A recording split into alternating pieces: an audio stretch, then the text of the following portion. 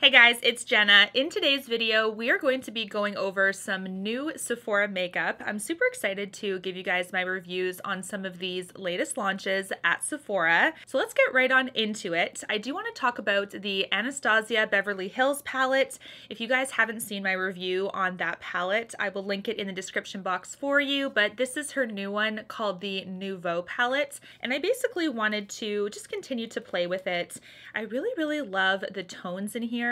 I do think the biggest difference between her previous formulations and her previous palettes, of course, are the size pans. They are larger. There's two less compared to the Soft Glam and Sultry and Modern Renaissance palettes, but there's also more product in here as well overall. So I really like that. But today I created a look with three shades, three shades actually.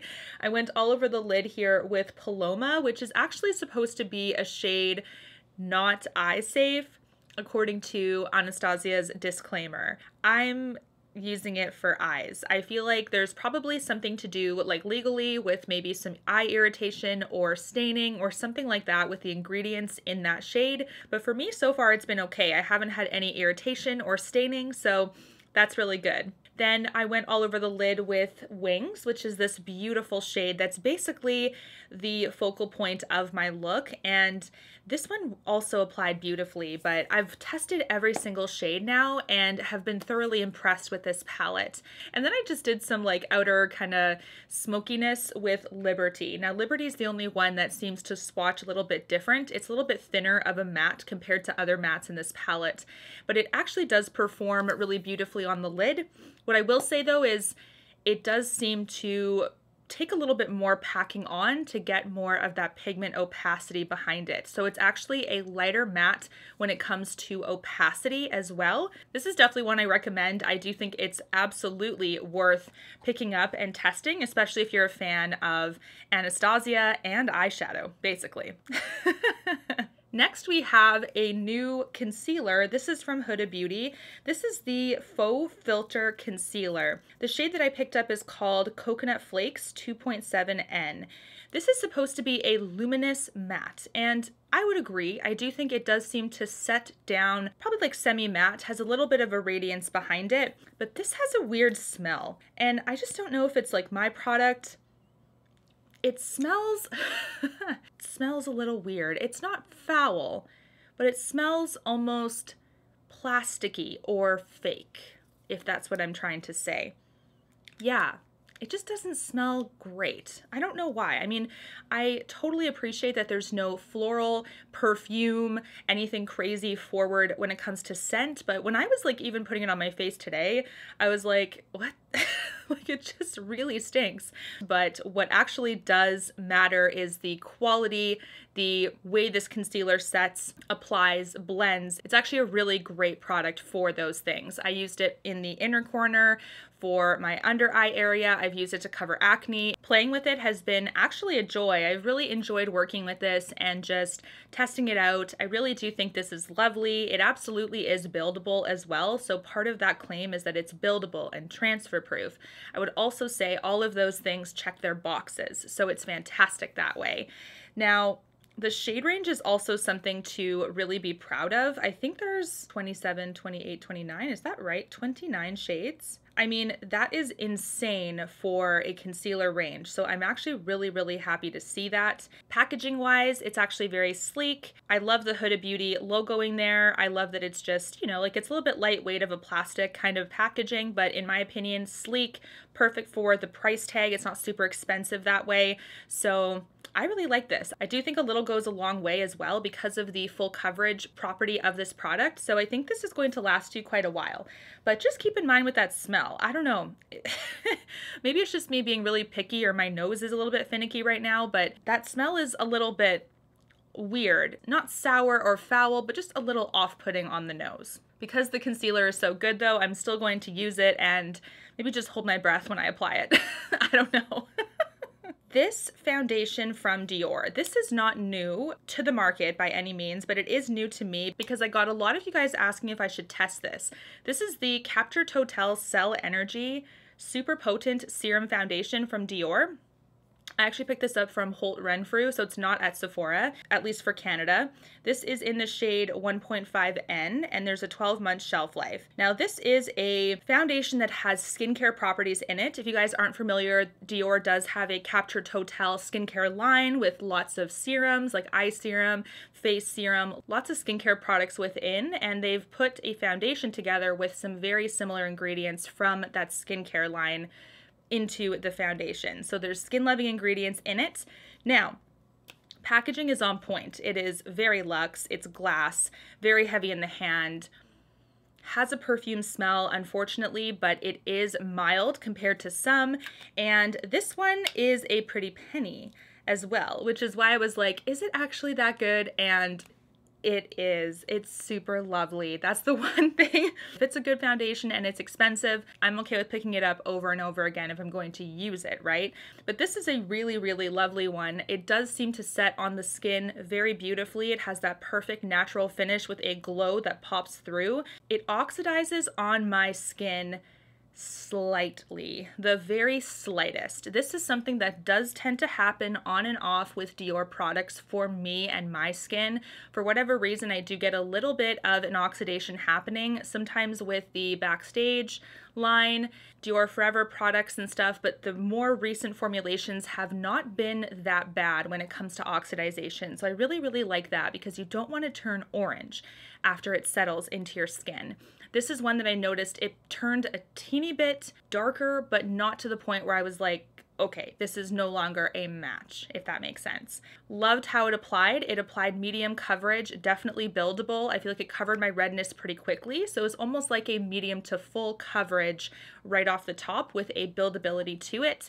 It settles into the skin beautifully. It doesn't emphasize anything. It just seems to give you this beautiful, flawless base. As flawless as wearing foundation looks on skin, basically.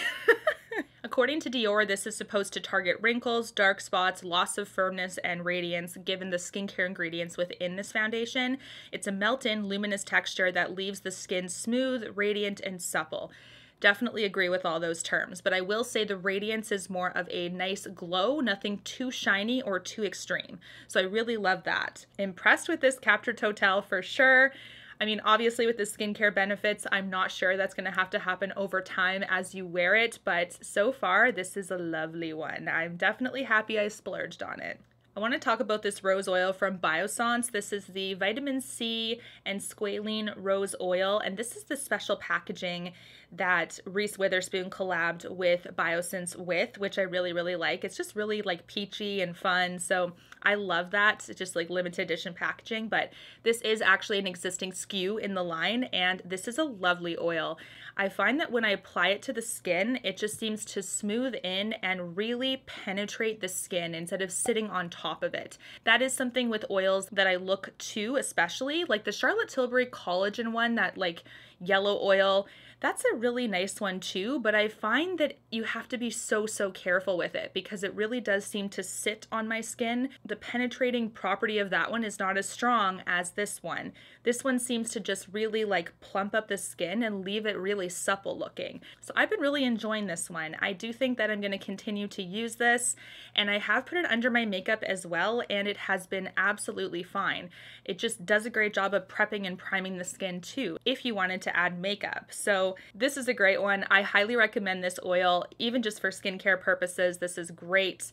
Now let's talk about some new bronzers. We do have a new one that's cream. This is from LYS Beauty. This is called the No Limits bronzer. The shade I have is called Motivate. This one is lovely, but again, we have their triangular packaging, which I have actually been a fan of most of the time, but I do think with the concealer in particular, that packaging makes it hard to take out the doe foot and, you know, put more product on it and then apply it again on the face. It just seems to stick in between the opening of the container and the doe foot itself. So this packaging, given that it's still triangular but it's so wide open, I'm okay with.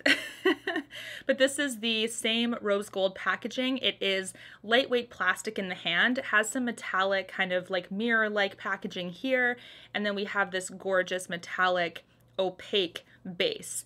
This one you can apply directly to the cheek, which is what I'm doing in this clip here, and it's incredibly creamy. That is the one thing I love about this bronzer. It has the blending capability, unlike very few I have ever seen. Because it's a solid cream, I thought I would be a little bit stiffer upon the first layer, but it really just seems to blend out beautifully as you apply it to the skin and gives you that really gorgeous kiss of bronze.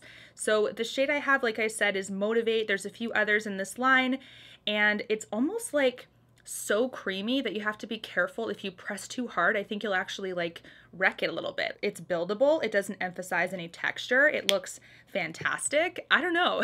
Like, I've been impressed with it. So this is definitely another winner from LYS. I feel like this brand as a whole has impressed me so much. And the price point is actually great considering the formulations that they've put out are really insane. The other bronzer I wanted to try is the new one from Fenty Beauty. This is the Toasted Swirl Bronze Shimmer Powder, and the shade that I picked up is called Chocolate Swiller. There is another one, but look at the packaging on this. It is so up my alley. I love this. I love like the marbling kind of look to any packaging. It's kind of got this beautiful light purple lilac color with some like purple running through it.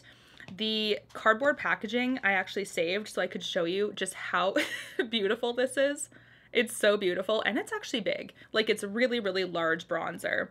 This is one that has a 12-month shelf life. It is made in Italy. Actual pan itself reminds me of something very similar to like the Hourglass vibes that have that gradient behind it, right? So we have pigment, we have shimmer mixed in together to give you that really beautiful bronze look with a kiss of shimmer behind it. So very, very similar Hourglass vibes to me, but this is also a lovely one as well.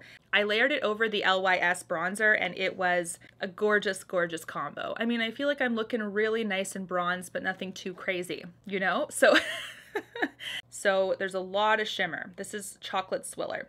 There's a lot of shimmer to this one. I would say this one has a little bit more of that reddy kind of tan component to it. So it's not a cool tone by any means. It seems to be quite warm, but it does have significant shimmer behind it. If you are not a fan of bronzers with shimmer, this won't be for you, but it's beautiful. And it did a wonderful job with my skin. I didn't feel like the shimmer was too powerful where it looked almost like a highlight or a darker highlight, but it does have enough shimmer to bring quite a bit of that luminosity to your bronzing area. So love this one as well, but for a particular person that loves shimmer in their bronzer. Next, I tried the new, so there's a couple new shades in the Anastasia stick blushes. This first one is called Bubblegum. Don't know about this shade.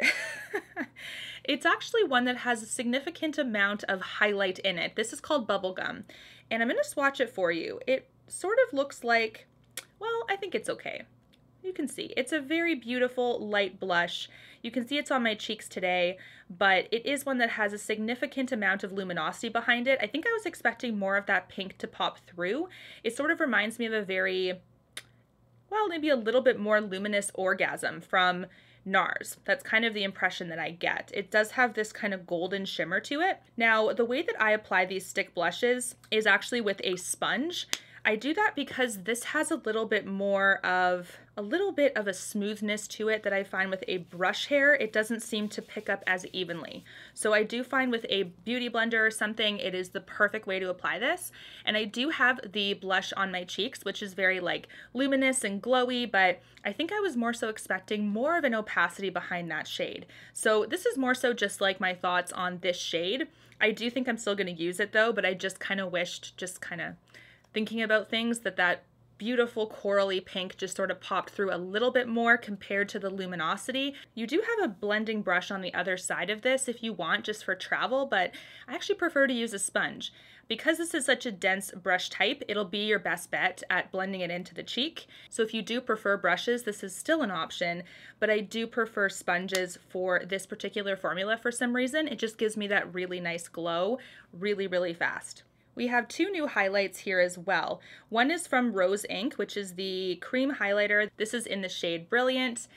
I'm never going to get over this packaging, what looks like a toilet seat. I just cannot unsee it. And I so wish that I could, because it sort of makes this brand a little bit different in my eyes. Like, come on, this is totally a seat. Oh my gosh. Anyway, let's get to the actual point of this. This is the shade Brilliant. This is a beautiful cream bronzer. I'll swatch this one so you guys can see. So this one doesn't have any real shimmer to it. It just has that really beautiful, stunning glow, but it's not shimmer-like or shimmer-heavy. It just sort of provides a really nice spotlight. I'm going to swatch the other highlight, which is the new Anastasia highlights. These are the stick highlighters, and the shade I picked up is called Dripping in Gold, actually. This highlighter is more my speed. I'm going to show you guys the swatch right beside. It's actually a golden shade compared to the rose one, which is a little bit more white, if that makes sense.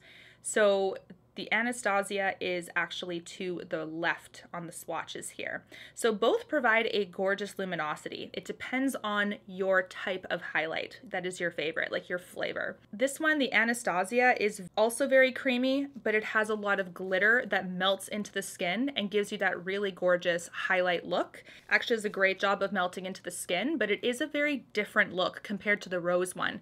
The rose one seems to be adding a little bit of a spotlight without a ton of glitter or like that shimmer kind of effect on the skin. The rose one seems to be more on the velvety side as well, whereas the Anastasia one is kind of like more radiant and more luminous. So there's a little bit of a slight different texture between the two, but both are very hydrating on the cheeks as well. So I do recommend both of them. It just depends on the type of look that you're after. And I actually applied both with my Beauty Blender sponge as well, because it just gives me the best control, I feel like. I just feel like my skin is glowing. I have really beautiful highlight on. I have this really gorgeous foundation that's really peeking through. So I just feel like this is a nice look overall. Now let's see, we do have a couple more new items. Both of them are from the Haus labs from Lady Gaga. So she recently did a brand relaunch basically, and I'm actually much more impressed with this packaging comparatively. So I wanted to test out a couple more things. Plus she launched in Sephora. I think before it was only on Amazon. So that was also something that was a little bit different from the previous time.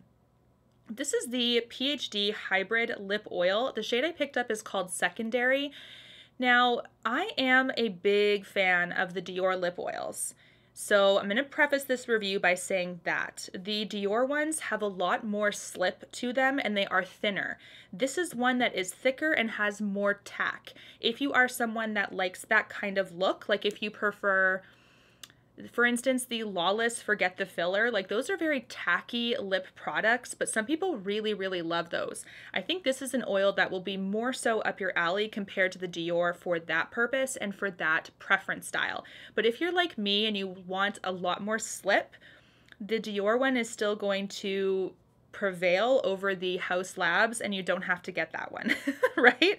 I do think it's an okay lip oil, but I don't think I'm super excited to try any other shades out or anything, so I think I'm good with the one, and I do prefer the Dior one personally based on my preference style. This next product is also from Haus Labs. It is the Monster Lip Crayon. This is the shade Light Peony Matte. This is a matte lip crayon, which I actually really do like. Pro tip with this one, you cannot have like any moisture at all on your lips when you apply this. It just seems to drag right over, so you do need to have a completely dry lip as you apply this. It's actually really smooth though, and this is a really gorgeous color. It's gorgeously smooth. It's probably like medium to full opacity and buildable, but it does stay on the lips really, really lovely.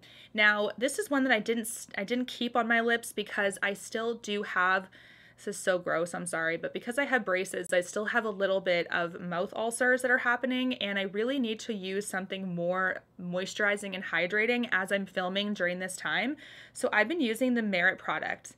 Honestly, it's been amazing. It just glides over them, and I don't have this like irritating feeling. If I take off a lipstick right now, it pulls at them and it really hurts. So I have to do something that's really moisturizing, and I've come to really love these in my time of need because I used to wear these as well when I didn't have them, but I'm like really like, I've got so many really great recommendations from you guys, but I keep getting them. Like they come and then they heal and then they blow up again. I'm using wax, so that's a really good recommendation. I did get a ton of wax from my ortho. I've been taking L-lysine, like supplements. I've tried alum powder, which burned. So I'm going to the ortho this week again, and I'm gonna hopefully get an update. Like, I need an end date for these. I just need something to look forward to because I am dying here. Like, I forgot what a normal mouth feels like. Okay, it's heartbreaking. Anyways, to kind of get back to just finishing up this review on this one, I do think this is a great product.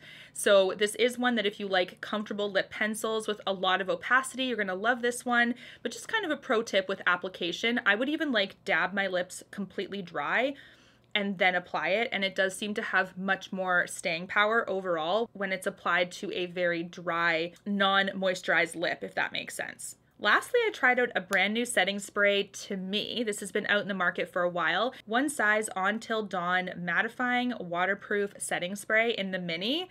This feels like an aerosol. Like, it really freaked me out when I first set my makeup because it's literally like dry shampoo, like going on your face. I'm like, what's going on?